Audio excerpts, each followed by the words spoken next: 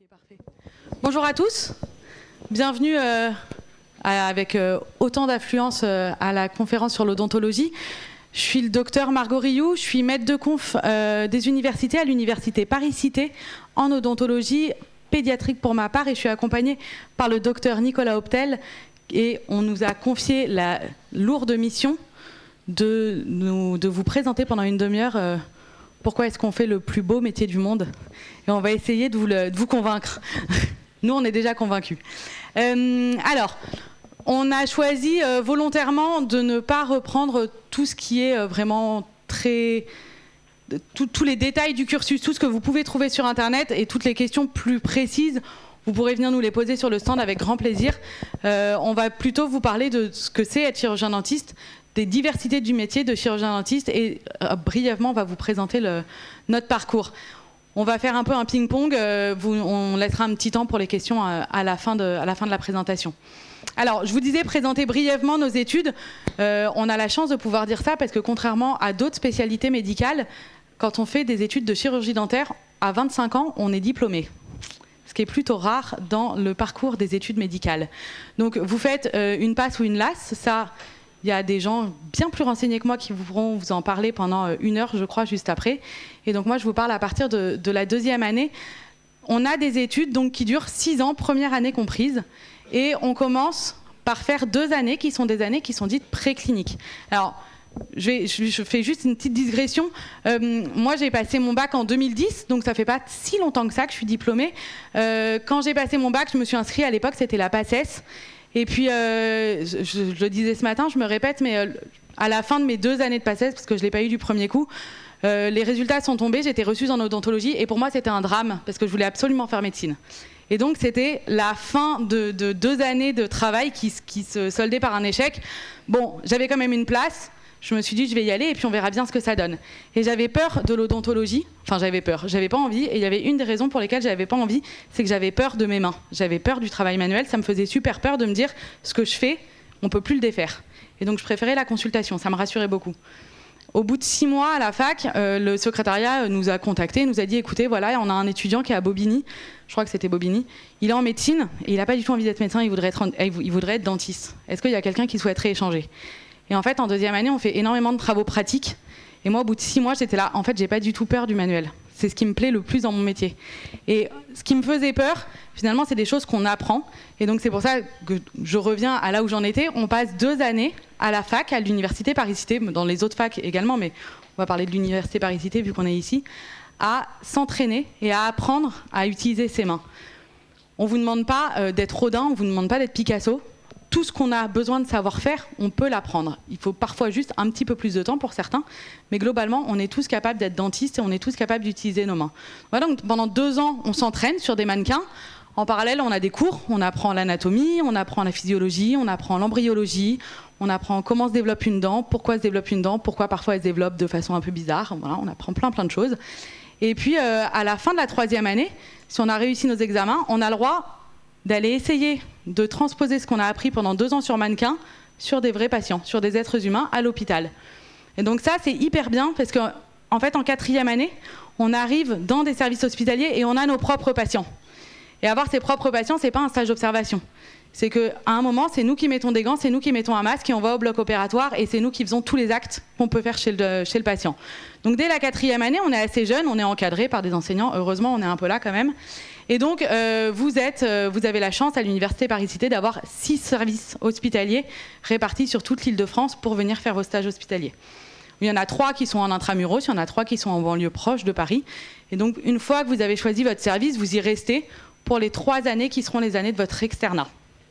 Donc, l'externat, c'est 2 jours à l'hôpital par semaine où vous êtes en binôme avec un étudiant de votre promo, d'une promo au-dessus, d'une promo en dessous, ça dépend un petit peu comment on s'arrange.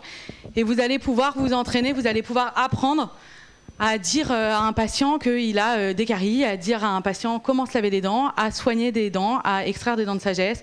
Voilà, vous avez pléthore de choses à apprendre. Vous ne saurez pas tout à la fin. On continue à apprendre. Moi, il y a encore plein de choses que je ne sais pas faire et que je continue à apprendre. Et pourtant, ça fait 5 ans que je suis diplômée et que j'enseigne à la fac. Donc,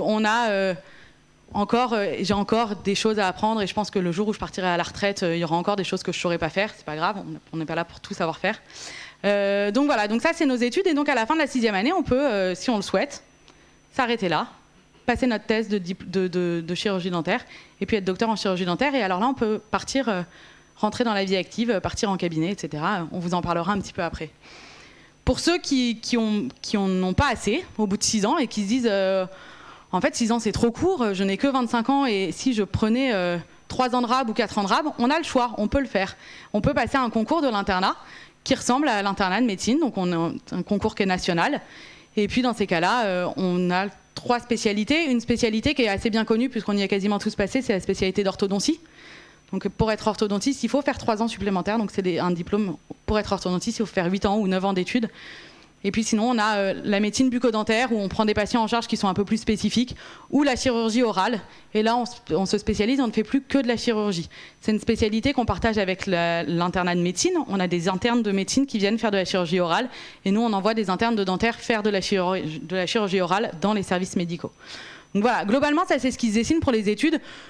Donc si on s'en sort bien, à 24-25 ans, on peut être diplômé. Si on a envie de prendre un peu plus, on peut y rester. On peut y rester toute la vie à la fac. Moi, c'est ce que j'ai prévu de faire. Bon, pas forcément du côté des étudiants. À un moment, je vais changer quand même. Donc voilà, ça c'est globalement ce qu'on a fait. Alors, juste à titre indicatif, moi j'ai fait mes études à l'université Paris Diderot, à Garancières, pour ceux qui ont des parents ou des grands-parents qui étaient dentistes. Nicolas Optel, il va vous parler des études qu'il a fait. Lui, il les a fait à l'université Paris Descartes, ce que vous pouvez encore trouver sur internet. Depuis 2 ans, on a fusionné et on est devenu l'université Paris-Cité, vous le savez, ce qui veut dire que nous sommes aujourd'hui la seule université à proposer un cursus odontologique à Paris. Quelle que soit la fac que vous fassiez en première année pour faire des études d'odontologie, vous finirez forcément chez nous, à nous croiser probablement un jour. Voilà, c'est une chance incroyable parce que on est la plus grosse UFR d'odontologie d'Europe. Donc on est très visible, on a beaucoup d'enseignants, on a beaucoup de labos de recherche, tout ça on va vous en reparler. Je vais d'abord laisser Nicolas vous présenter un petit peu lui ce qu'il a fait pendant ses 6 ans d'études.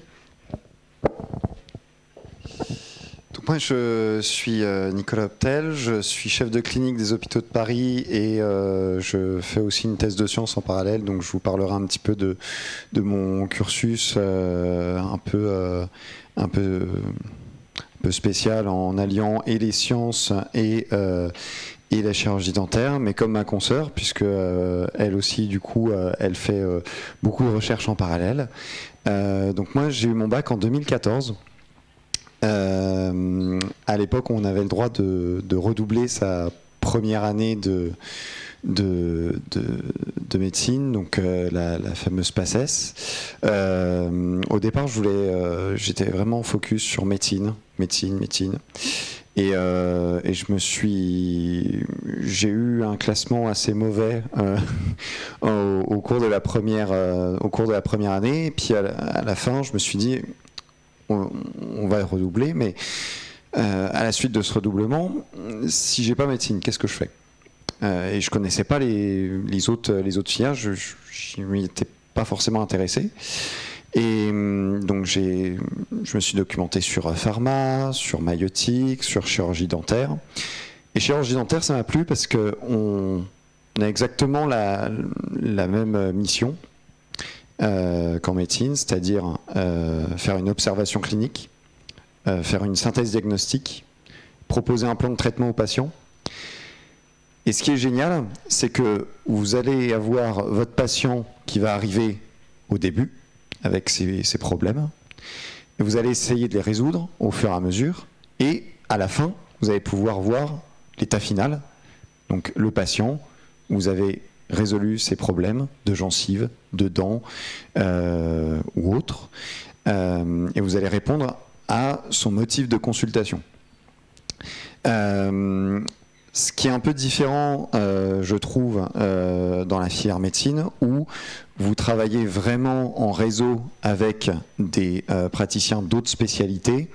Et voilà, dès que, par exemple, vous êtes médecin généraliste, dès que ça sort un petit peu de votre domaine, vous vous adressez et des fois le patient, vous voyez pas un peu ce qui devient, alors que nous, si on veut vraiment avoir du début à la fin, on peut tout faire. Bien sûr, on a des spécialités en odontologie, donc si à un moment donné, l'omnipraticien dit j'ai pas les compétences nécessaires pour telle ou telle types de soins.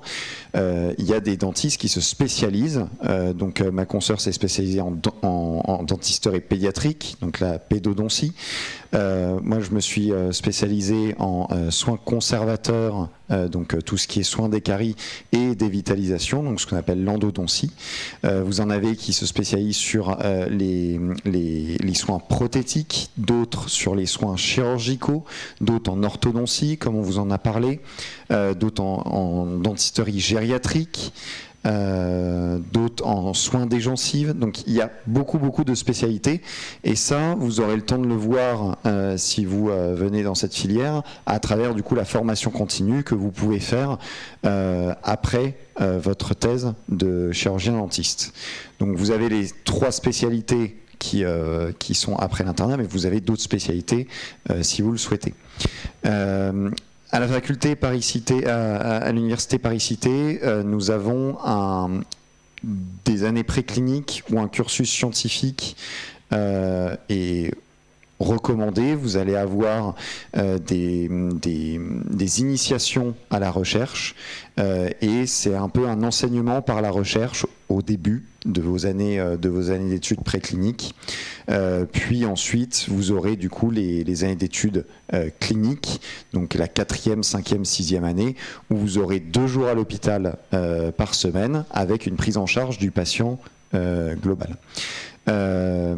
Sous supervision bien sûr des enseignants et des professeurs qui sont là pour superviser le soin, et au fur et à mesure, au début vous n'avez pas beaucoup d'autonomie.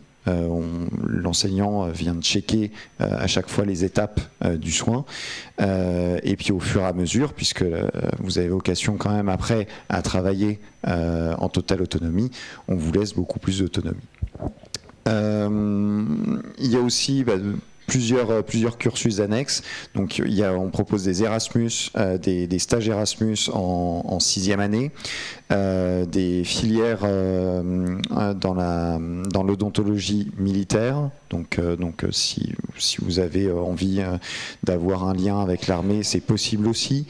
Donc tout ce qui est cursus recherche, là il y en a un peu plus. Vous pouvez faire des masters de recherche en parallèle de vos études de dentaire. Vous pouvez passer une thèse de sciences, un doctorat d'université après votre thèse d'exercice, donc la thèse de chirurgie dentaire, ce qui vous êtes en fait double docteur à la fin, de façon à faire des carrières hospitalo-universitaires comme on a l'habitude d'en croiser dans les services hospitaliers.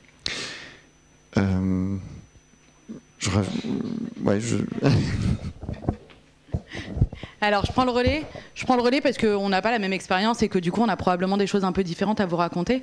On a quand même 90% des étudiants qui passent sur nos bancs à l'université Paris-Cité en odontologie, à l'université en odontologie de manière générale, terminent dans un cabinet dentaire à recevoir des patients de tout venant, vous, moi, comme on va chez notre chirurgien dentiste. Ça, c'est quand même la majorité du métier de chirurgien dentiste.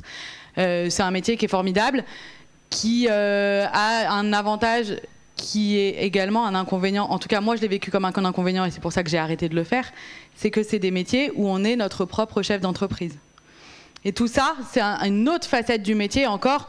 Et donc, la majorité des chirurgiens dentistes sont ce qu'on appelle des professionnels libéraux. Et quand on est un professionnel libéral, on est notre propre patron. Donc ça veut dire que vous avez également une facette de votre métier qui est de l'entrepreneuriat, de la gestion de ressources humaines, quand on embauche un assistant, une assistante, un secrétariat, quand on travaille avec un prothésiste, quand on travaille avec des collègues, des laboratoires, des industriels. Tout ça, c'est une gestion qu'on a à faire. On a de la comptabilité à faire. On a énormément de choses qui s'inscrivent en plus du soin. Et le métier de chirurgien dentiste n'est pas que du soin. On aimerait tellement que ce le soit, mais ça ne l'est pas.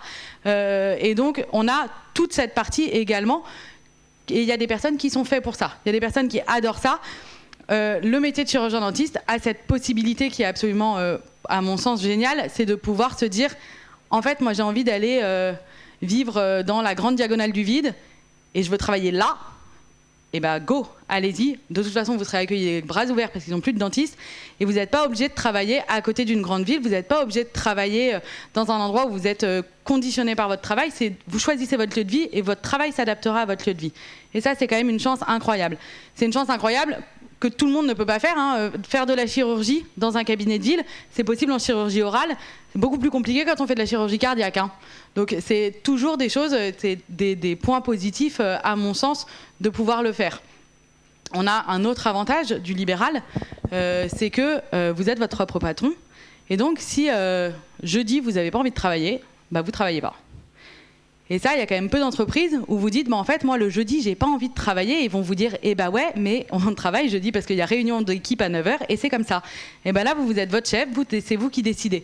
Alors, évidemment, le libéral, ça a des avantages et des inconvénients. Si vous travaillez pas, vous gagnez pas d'argent. Il n'y a pas de secret, donc il va quand même falloir y aller un petit peu.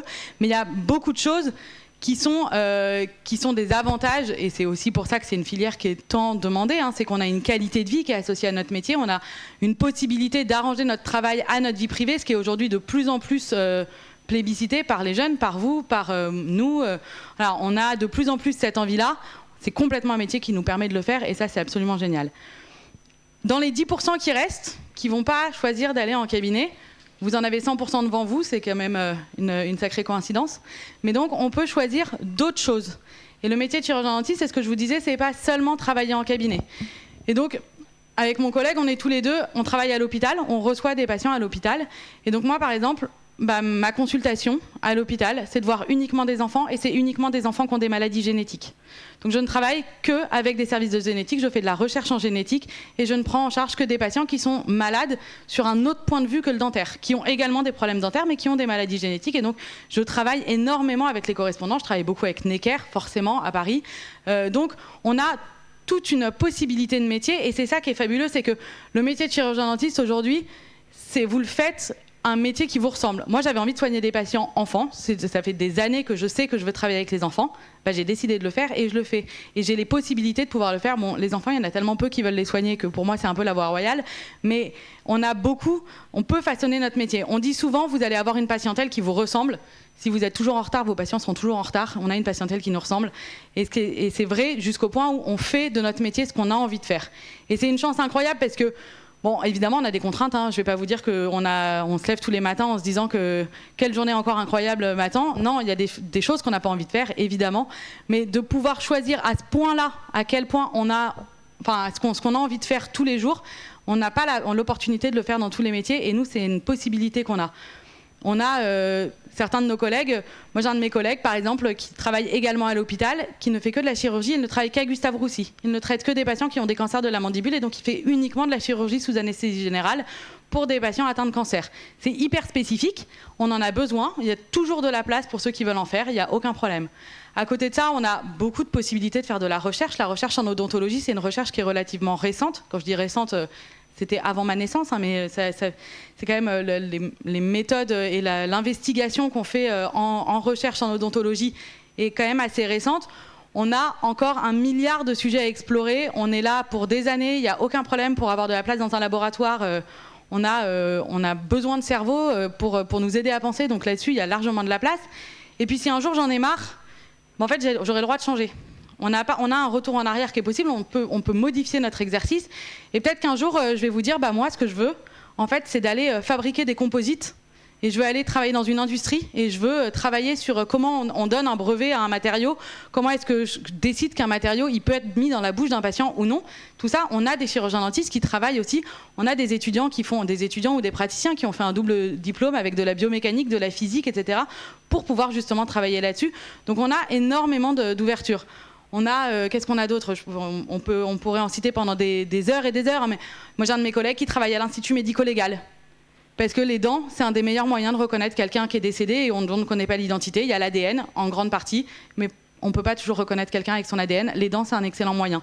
Donc voilà. Donc, et à l'IML, à l'Institut médico-légal à Paris, quand il y a eu les attentats à Nice, il y a passé tous les jours de 9h à 23h pendant 15 jours. C'était un dentiste qui y était, parce qu'on n'était plus capable de reconnaître les corps. Et donc, on a vraiment un moyen de s'inscrire dans des équipes avec des gens qui font autre chose que juste du dentaire et juste un assistant et juste une secrétaire, etc. Si on a envie de s'ouvrir les possibilités, on a complètement la place pour le faire. Je pense qu'à l'Université Paris-Cité, on a une chance incroyable, c'est qu'on est beaucoup d'enseignants-chercheurs. On est énormément, puisqu'on est, comme je vous disais, on est la plus grosse UFR d'Europe. On a 6 centres hospitaliers, on a des promos de 200 à 250 étudiants, de la 2e à la 6e année. Donc vous voyez, ça nous fait quand même beaucoup de monde. Ça fait beaucoup de monde, ça veut dire qu'il y aura forcément dans tout ce paysage d'enseignants-chercheurs quelqu'un qui pourra vous aider à trouver votre parcours qui vous convient, quelqu'un qui aura fait quelque chose que vous avez envie de faire. Je pense qu'on est 200 enseignants-chercheurs et il n'y en a pas un de nous qui a fait le même parcours. On s'aide, on a quand même des petites similitudes. Hein. On a tous passé une première année de médecine, malheureusement, on est tous passés par là. Mais donc voilà. On a, encore une fois, je pense que c'est un métier qui est très riche, un métier qui est riche parce qu'on a un côté manuel qui est super présent, mais on va pas, si je mets mes mains dans la bouche d'un patient mais que j'ai oublié de penser, je vais être bien embêtée parce que je vais pas savoir ce que je vais devoir faire. Donc on a de l'intellectuel, on a du manuel, on a des relations humaines qui sont hyper importantes. Hein. On a, je sais pas moi, par exemple, à l'hôpital de la Pitié-Salpêtrière, il y a une consultation spécialisée pour les patients phobiques. Alors on n'est pas psychologue, mais dans ces cas-là, franchement, on s'en rapproche un peu. On peut faire vraiment énormément de choses. C'est quasiment sûr que si vous êtes en odontologie, vous trouverez forcément un moyen de vous éclater. Les études sont bien. Moi, je me suis éclatée pendant mes études, j'ai fait la fête. J'ai été en cours de façon parfois un peu disparate, mais j'ai toujours validé mes examens, sinon je ne serais pas là. Donc voilà, on a des grosses promos, on a une super vie étudiante, on a une qualité de vie qui est incroyable pendant nos études, à la fin de nos études. On reste un tout petit milieu. Hein. Le milieu dentaire, c'est un milieu qui est minuscule. On se connaît tous. Enfin, on se connaît tous. On a quand même rapidement un milieu où on se connaît, on s'entraide. C'est un endroit fabuleux. J'espère que je vous ai convaincu que c'était le plus beau métier du monde. En tout cas, j'espère que je vous ai convaincu que j'étais convaincue. Voilà, je pense qu'on a à peu près fait le tour. Hein. Je te laisse la note de la fin. Je vais juste rajouter quelques petites choses. L'image du dentiste que vous avez probablement en tête sur le dentiste qui est seul dans son cabinet avec son assistante, avec sa secrétaire, alors ça existe toujours, mais de moins en moins. Puisque les dentistes essayent de se rassembler dans des centres dentaires, dans des cabinets dentaires avec plusieurs spécialités. Donc vous êtes de moins en moins au fil du temps seul en termes de pratique. Pareil en hospitalier, vous avez toute une équipe de spécialistes avec chacun sa spécialité et vous travaillez en collège. Voilà, vous avez du coup, vous n'êtes pas, le métier de chirurgien dentiste n'est pas un métier qui se fait seul. C'est un métier aussi qui change beaucoup d'année en année. On dit en général que le métier de chirurgien dentiste, il change tous les 10 ans. Pourquoi tous les 10 ans ? Parce que tous les 10 ans, vous avez une nouvelle innovation technologique qui fait que nos grands-parents, nos parents, ils avaient des plombages dans les dents. Et maintenant, on a des composites couleur dents avec différentes teintes, donc avec un protocole spécifique pour les mettre qui est différent du plombage. Ensuite, on a ceux qui ont fait de l'orthodontie, vous avez peut-être, ou ceux qui ont des couronnes ou autres, vous avez sans doute eu une prise d'empreinte avec une espèce de pâte à modeler, chewing-gum dans la bouche. Aujourd'hui, ça se fait de moins en moins, puisqu'on a des empreintes numériques et on passe sur une dentisterie numérique avec une conception de nos couronnes, de nos prothèses dentaires de façon numérique, avec une impression 3D de votre prothèse qui va être, vous faites l'empreinte et dans 4 heures plus tard, vous posez la prothèse sur votre patient. Donc c'est une dentisterie qui est complètement changé par rapport à la chirurgie dentaire qu'il y avait il y a 20 ans. Donc c'est un métier qui se renouvelle perpétuellement et c'est assez intéressant je pense, d'avoir un métier qui se renouvelle. Alors bien sûr, il y a des dentistes qui restent sur les techniques qu'ils ont apprises pendant leurs études, mais il y en a d'autres qui se forment de manière continue, et ceux qui veulent être à la page et qui décident du coup de suivre les avancées scientifiques et technologiques, et ils le peuvent, et puis c'est une autre approche du métier. Au niveau des études, moi j'ai comme ma consoeur, j'ai vraiment aimé ces études de chirurgie dentaire. Les enseignants étaient très à l'écoute, l'équipe encadrante, que ce soit à l'université comme à l'hôpital, c'était vraiment une très bonne ambiance, très bonne écoute. On partage nos problèmes. Il n'y a pas de sujet tabou sur j'y arrive pas à ceci, j'arrive pas à cela. Non, on essaye de progresser de manière. C'est du carabinage. On a l'externe qui est formé par l'interne ou par le chef de clinique, qui est du coup est tutoré aussi par le maître de conférence, puis le professeur ensuite. Donc voilà, vous serez totalement encadré et totalement épanoui au sein de notre unité de formation de chirurgie dentaire.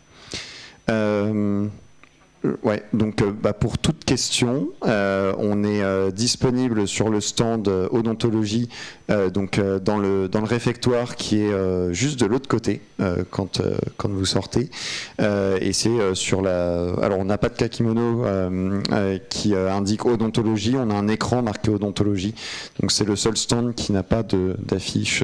En gros, voilà, donc on est repérable entre guillemets. Voilà.